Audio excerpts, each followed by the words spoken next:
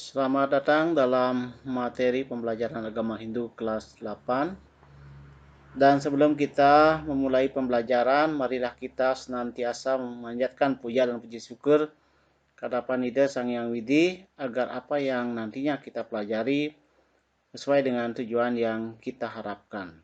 Kita awali dengan pengastungkara Om Swastiastu.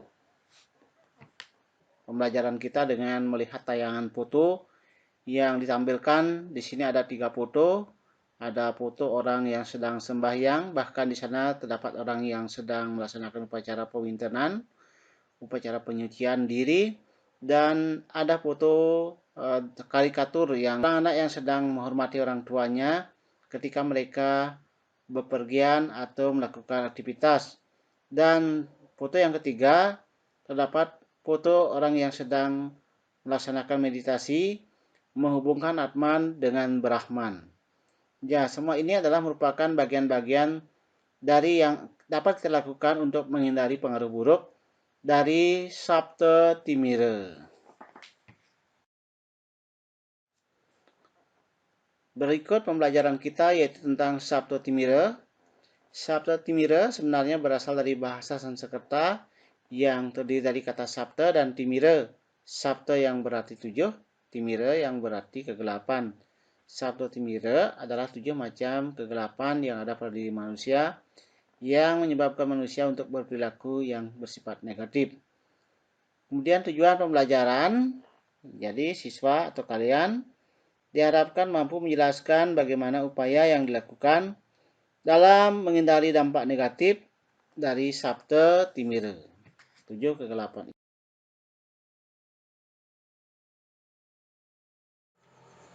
Baiklah, mari kita lanjutkan bagaimana upaya yang dapat dilakukan dalam menghindari pengaruh negatif dari Sapta Timira.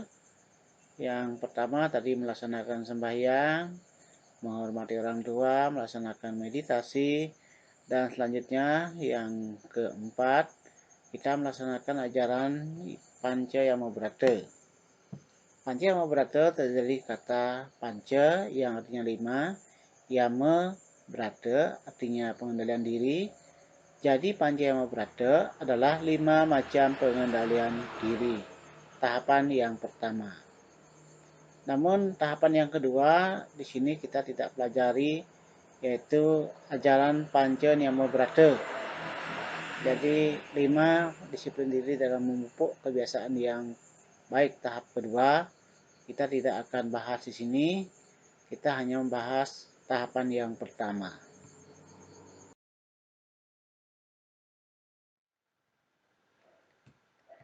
Berikut bagian-bagian dari Panca Yama Brata.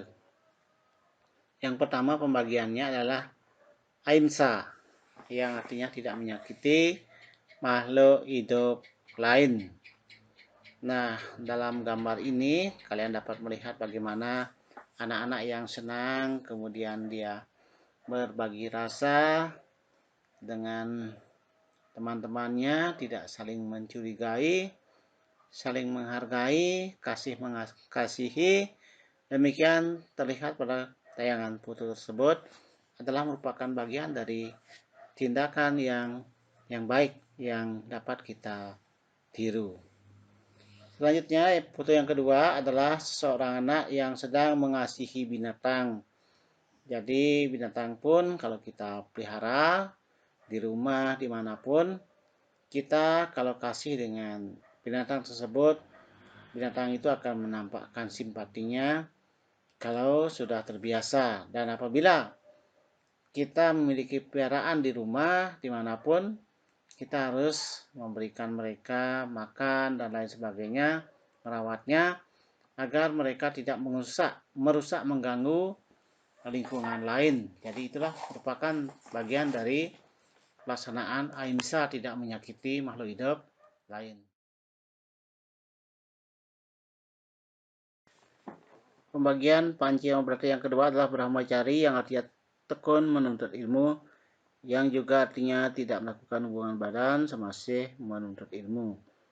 Pada zaman dulu, orang ketika melaksanakan Brahmacari diawali dengan upacara Upanayana, upacara Parisuddha, pembersihan awal, dan pada akhirnya mereka setelah tamat melaksanakan pendidikan di sekolah atau di tempat pendidikan pasraman tersebut, mereka melaksanakan samawartana yang juga berarti upacara wisuda atau membersihkan pembersihan yang terakhir setelah tamat menerima ilmu pengetahuan di tempat pendidikan mereka.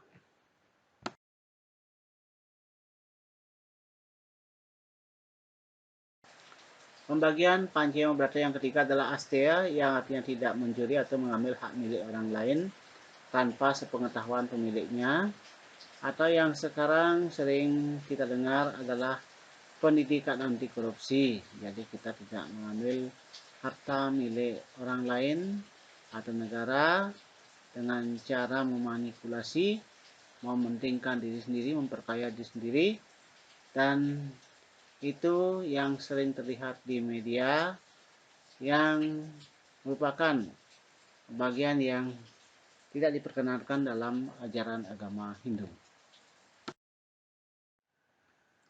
Pembagian Pancema Brata yang keempat adalah Satya, yang artinya kesetiaan dan kejujuran.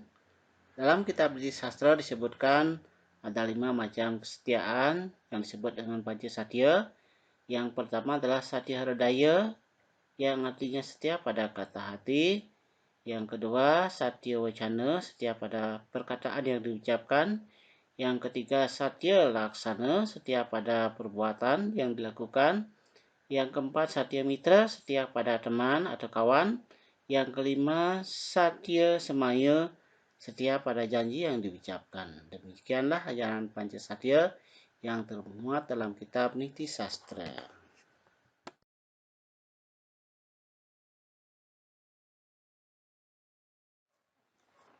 Dan ajaran Pancasila Brata yang kelima adalah Awyawaharika atau Awyawahara, yang artinya pola hidup sederhana, tidak terlalu membangga-banggakan kekayaan, karena kekayaan itu adalah merupakan titipan.